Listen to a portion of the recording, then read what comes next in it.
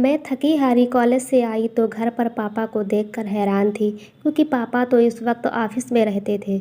आज भरी दोपहर में घर कैसे चले आए? गर्मी और पसीने की वजह से मेरी हालत बहुत ख़राब थी।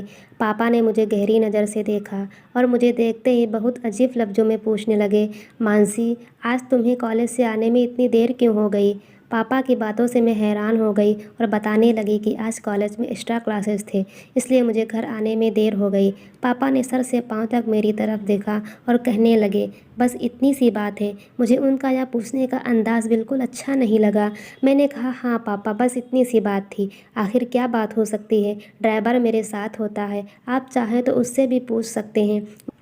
मुझे कॉलेज ले जाने और लाने वाला ड्राइवर 24 से 25 साल का जवान लड़का था। उसका नाम आलोक था, लेकिन पापा को उस पर बहुत ज़्यादा भरोसा था। इससे पहले उसका बाप हमारे यहाँ नौकरी करता था। वो लोग बहुत शरीफ लोग थे। जब से मैंने कॉलेज आना जाना शुरू किया था, आलोक ही मुझे भेजने और ले जाने की जिम्मेदारी उठा रहा था। इतना यकीन दिलाने के बाद पापा को किसी तरह मेरी बातों पर भरोसा हुआ।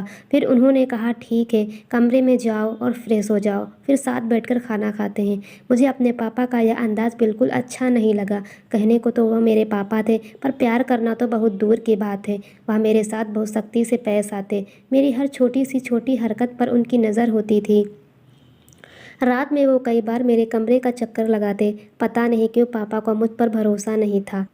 जब मेरा गुस्सा थोड़ा ठंडा हुआ तब मैं फ्रेश होकर बाहर खाना खाने डाइनिंग टेबल पर आकर बैठ गई। पापा बार बार मेरी तरफ देख रहे थे, जैसे लगता था वो मुझसे कुछ कहना चाहते हैं। मैंने कई बार उनसे पूछा भी कि आखिर क्या बात है, पर उन्होंने मेरी बातों का कोई जवाब नहीं दिया। जब से माँ इस दुनिया से गई थी, पापा ने ही मुझे पाल पोस कर बड़ा किया था। माँ की मौत के वक्त मेरी उम्र लगभग 10 साल की थी। पापा हर वक्त मेरे साथ सख्ती से पेश आते थे। अब मेरी उम्र 17 साल हो गई। उनके इस रवैये से मैं अपने ही घर में घुटन महसूस करती। कॉलेज में मेरी एक दोस्त थी, श्वेता। उससे मेरी गहरी दोस्ती थी। कभी कभार मैं श्वेता के घर चली जाती। श्वेता का एक भाई था, आशुतोष। जब मैं श्वेता के घर जाती, आशुतोष भी हम लोगों से बात करने लगता। कभी कभी आशुतोष श्वेता को कॉलेज छोड़ने आता। आशुतोष की बातों से लगता कि वो मुझे पसंद करता है। वह एक अच्छा लड़का था, लेकिन पापा के खौफ से मैं कोशिश करती उससे दूर दूर ही रहूं। लेकिन एक दिन मेरी बदकिस्मती थी, मुझे नहीं पता, पापा मेरे पीछे मेरे कॉलेज आ गए और उन्होंने आशुतोष के साथ मुझे बात करते हुए देख लिया। पापा मेरे कॉलेज क्यों आए थे या तो मुझे नहीं पता, पर उस दिन से मेरी ज़िंदगी में क़यामत आ गई। आशुतोष के साथ बात करते थे। गुस्से में पापा ने मुझे गाड़ी में बिठाया और अपने साथ घर लेकर चले गए। उस दिन से पापा ने मेरा कॉलेज आना जाना बंद करवा दिया। उन्हें शक था कि आशुतोष के साथ मेरा रिश्ता है। मैंने पापा को लाख समझाने की कोशिश की, पर पापा ने मेरी एक ना सुनी और गुस्से में मुझसे कहने लगे, मैं अपनी इज्जत को दांव पर लगते हुए नहीं देख सकता। तुमने मेरे भरोसे को तोड़ा है। तुम्हारी माँ के गुजरने के बाद मैंने हर दिन तुम्हारी फिक्र में गुजारा है। इतनी पाबंदियों के बाद तुमने आज मेरे मुंह पर कालिक लगा दी। पापा की इस बात ने मुझे अंदर से झकझोर कर रख दिया था। मेरा रोना धोना कुछ काम नहीं आया और बिना किसी गुनाह के मेरी पढ़ाई बीच में ही अधूरी रह गई। जबकि आशुतोष के साथ मेरा ऐसा कोई रिश्ता नहीं था कि पापा के सामने मुझे शर्मिंदा होना पड़ता या पापा की इज्जत पर कोई आँच आती। मैं घर में बंद होकर रह गई थी और हर वक्त खामोशी से अपने कमरे में पड़ी रहती। हमारे घर में पैसों की कोई कमी नहीं थी, पर एक आज़ादी थी जिसके लिए मैं तरस रही थी। मेरे पापा को ही जब मेरे ऊपर भरोसा नहीं था तो मैं गैरों से क्या उम्मीद रखती। एक दिन मेरे पापा के दोस्त प्रमोद अंकल, जो कि मेरे पापा के बिजनेस पार्टनर भी थे, हमारे घर आए। वह आते ही मेरी पढ़ाई के बारे में मुझसे पूछने लगे। मैंने रोते हुए उन्हें सारी बात बता दी। वह पापा के पुराने दोस्त थे और अक्सर ही हमारे घर आते रहते थे, इसलिए मुझे उनसे कोई झिझक नहीं थी। मैं अपने दिल की हर बात उनसे आसानी से बता दिया करती थी। प्रमोद अंकल को जब मेरी पढ़ाई के बारे में पता चला तो उन्होंने समझाते हुए मुझसे कहा कि तुम फिक्र मत करो, तुम्हारे पापा से बात करके मैं तुम्हारी पढ़ाई फिर से चालू करवा दूंगा।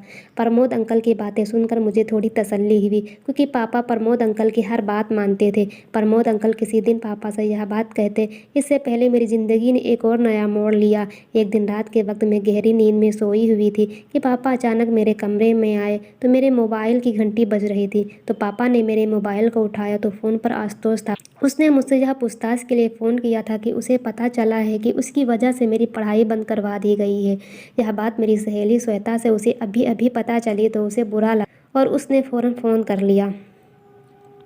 लेकिन पापा ने उस फ़ोन का भी गलत मतलब निकाल लिया। उन्हें लगा था कि मेरा आशुतोष के साथ वाकई में कोई गहरा रिश्ता है। उस रात से पापा ने मेरा मोबाइल फ़ोन छीन लिया और मुझे कमरे से बाहर निकलने तक मना कर दिया। यह सब होने के बाद मैं सारा वक्त कमरे में बंद रहती। कभी कभार प्रमोद अंकल आते तो मुझसे मेरे कमरे में मिलने चले आते। वह मुझे समझाते हुए कहते, बस कुछ दिन इंतज़ार कर लो, मैं तुम्हारे पापा को तुम्हारी पढ़ाई के लिए मना लूँगा। अभी इन सब बातों को 2 दिन भी नहीं गुजरे थे। एक दिन पापा मेरे कमरे में आए और मुझसे कहने लगे, आज के बाद तुम मेरे कमरे में सोया करोगी। मैं जवान लड़की थी और मेरे लिए पापा के साथ सोना बहुत शर्म की बात थी। मैंने पापा से कहा, मैं अपने ही कमरे में ठीक हूँ। मेरी बात सुनकर पापा ने गुस्से में कहा, क्यों, रात के वक्त कमरे में तुमसे मिलने कौन आता है। पापा के इस तरह की बातें सुनकर मेरी आंखों में आंसू आ गए और मैंने रोते हुए उनसे कहा, एक बार तो अपनी बेटी पर यकीन करें। पापा ने कहा, जितना भरोसा करना था मैंने कर लिया, पर आज के बाद तुम मेरे कमरे में ही सोया करोगी। उस दिन के बाद से पापा ने अपने कमरे में मुझे सुलाना शुरू कर दिया। पापा के कमरे में सोते समय मैं सारी सारी रात जागते हुए गुजार देती, क्योंकि पापा के कमरे में सोना मुझे अच्छा नहीं लगता था। सारी रात जागने की वजह से जब मैं अपने कमरे में जाती तो पूरा दिन सोते हुए गुजारती। अभी इन सब वाक़ये को 3 महीने गुजरे थे कि अचानक मेरी तबीयत खराब होने लगी। ऐसा लगता था कि मेरा सर भारी हो रहा है और मुझे चक्कर आ रहे हैं। पापा ने जैसे ही मेरी बिगड़ती हुई तबीयत को देखा तो उन्हें यकीन हो गया कि मैं प्रेग्नेंट हूँ। मेरी ये हालत देखकर पापा ने गुस्से में मुझसे कहा, देखा, तुम्हारे गलत काम का नतीजा हमारे सामने आ गया। जिस बात का हमें डर था वही हुआ। तुम उस लड़के से फ़ोन पर बातें नहीं कर रही थी, बल्कि हमारे ख़ानदान की इज्जत मिट्टी में मिला दी। अब हम कहीं मुँह दिखाने के काबिल नहीं बचे। पापा की यह बातें सुनकर मेरे सर पर आसमान गिर गया। पापा बदनामी के डर से ना तो मुझे अस्पताल ले जाना चाहते थे और ना ही मेरे किसी भी बातों पर यकीन कर रहे थे। यह सब होने के बाद पापा ने तुरंत फ़ोन कर प्रमोद अंकल को घर पर बुलवा लिया और उन्हें भी यह खबर इस तरह सुनाई कि मैं शर्म के मारे ज़मीन में धंस गई। प्रमोद अंकल भी यह सुनकर परेशान हो गए और उन्होंने मेरी तरफ देखते हुए कहा, मानसी, पहले मुझे लगता था कि तुम्हारे बाप को गलतफहमी है, पर तुमने तो उनकी इज्जत मिट्टी में मिला कर रख दी। एक बार भी अपने बाप के बारे में नहीं सोचा। प्रमोद अंकल ने मेरे पापा को मशवरा दिया कि अगर तुम्हें लगता है कि तुम्हारी बेटी ने वाकई में गलत काम किया है तो तुम रातों रात इसकी शादी करवा दो, ताकि इस बच्चे को पिता का नाम मिल जाए और यह बात छुपी रह जाए और तुम बदनामी से बच जाओ। अभी यह सब बातें कर ही रहे थे तभी आलोक उन दोनों के लिए चाय बना कर ले आया। आलोक को सामने देखते ही पापा ने अचानक उससे पूछ लिया कि क्या तुम मानसी से शादी करोगे।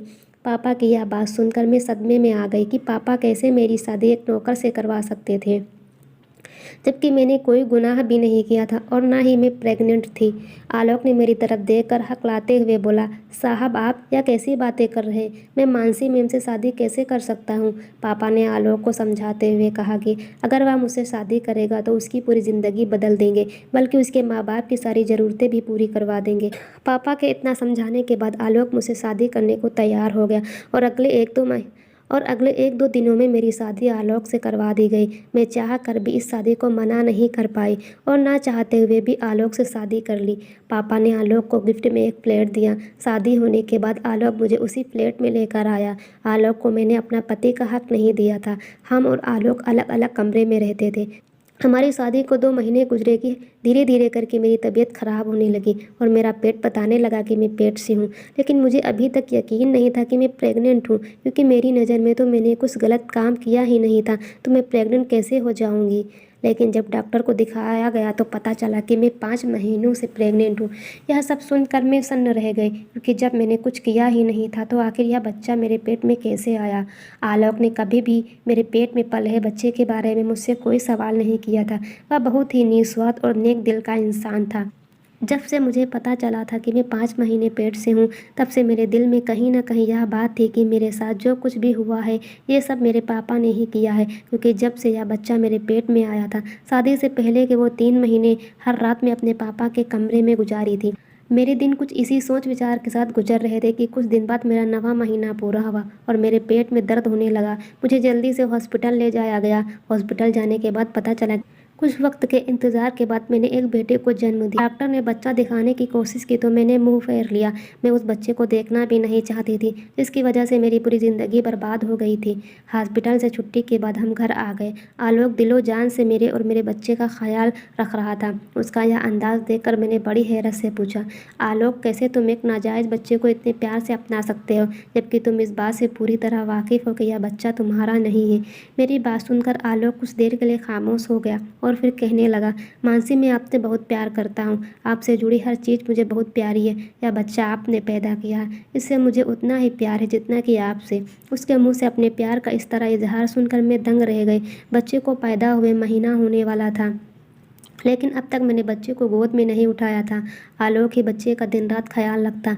मैं अपने कमरे में बंद होकर अपनी बदनसीबी पर आंसू बहाती रहती थी। मैं उस बच्चे को हरगिज़ अपनाना नहीं चाहती थी। एक दिन मैं अपने कमरे में बैठी हुई रो रही थी कि आलोक मेरे पास आया और मुझसे कहने लगा, मानसी जी मुझे आपका यह दुख देखा नहीं जा रहा। क्या आपको जानना है कि यह बच्चा किसका है?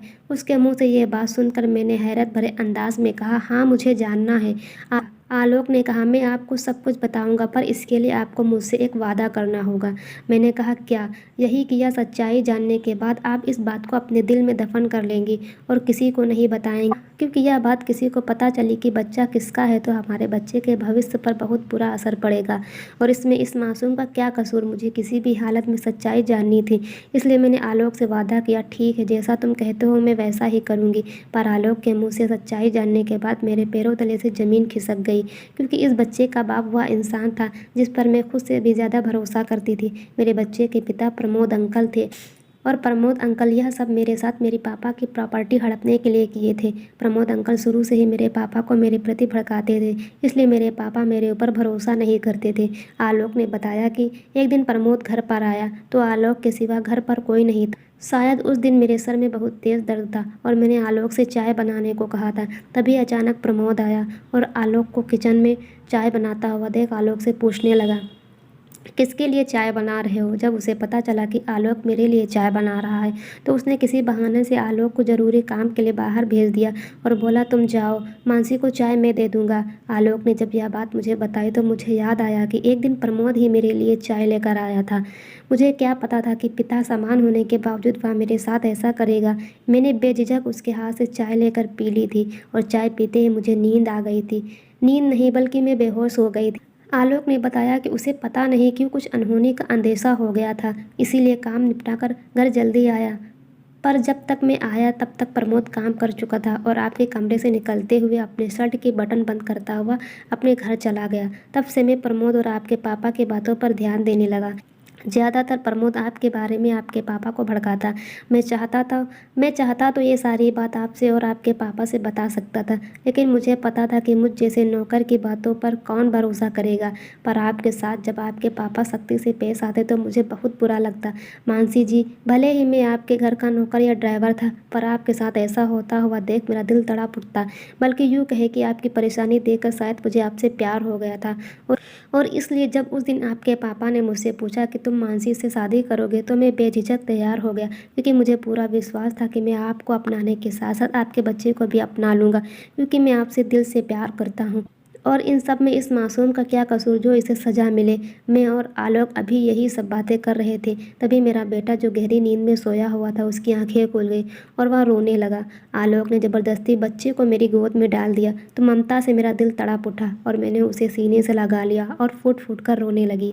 मैंने आलोक से कहा, आलोक जैसे मैंने तुमसे वादा किया कि मैं यह बात किसी को नहीं बताऊंगी, वैसे ही तुम भी मुझसे एक वादा करो कि प्रमोद की यह घिनौनी करतूत तुम मेरे पापा को बताओगे, ताकि उन्हें भी तो पता चले कि उनकी बेटी के साथ गलत करने वाला कौन है। और आज तक जो वह मेरे ऊपर शक करते आ रहे थे, उनकी बेटी गलत नहीं है, बल्कि उनका सबसे करीबी दोस्त गलत है, जिस पर वह खुद से भी ज़्यादा भरोसा करते थे। बात आलोक ने कहा, पर यह बात आपके पापा किसी को बता दिए तो? मैंने आलोक से कहा, पापा यह बात किसी को नहीं बताएंगे, मैं पापा को समझा लूँगी, अपने लिए ना सही अपने बच्चे के लिए। बस यह बात मैं उन्हें इसलिए बताना चाहती हूँ कि उन्हें भी सच्चाई का पता चले। आलोक ने उसी वक्त फ़ोन करके पापा को बुलाया और सारी सच्चाई बताई। पापा को जब यह बात पता चली तो वह मेरे सामने हाथ जोड़कर फूट फूट कर रोने लगे और कहने लगे, मानसी मुझे माफ़ कर दो, मैंने अपनी बेटी पर भरोसा ना करके बहुत गलत किया, और अगर इस बच्चे की बात ना होती तो मैं अभी इसी वक्त प्रमोद को जेल भिजवा देता। पापा उसी दिन मुझे और आलोक को अपने साथ लेकर चले आए और प्रमोद से सारे रिश्ते नाते तोड़ दिए। हमने और आलोक ने एक वादा किया कि हम गैरों से ज़्यादा अपने बच्चों की बातें सुनेंगे, क्योंकि जो मेरे पापा ने मेरे साथ किया कोई भी पेरेंट्स अपने बच्चों के साथ ना करे। क्योंकि अगर मेरे पापा मुझ पर भरोसा किए होते तो आज मुझे यह सब भुगतना नहीं पड़ता। Please like share and subscribe my channel.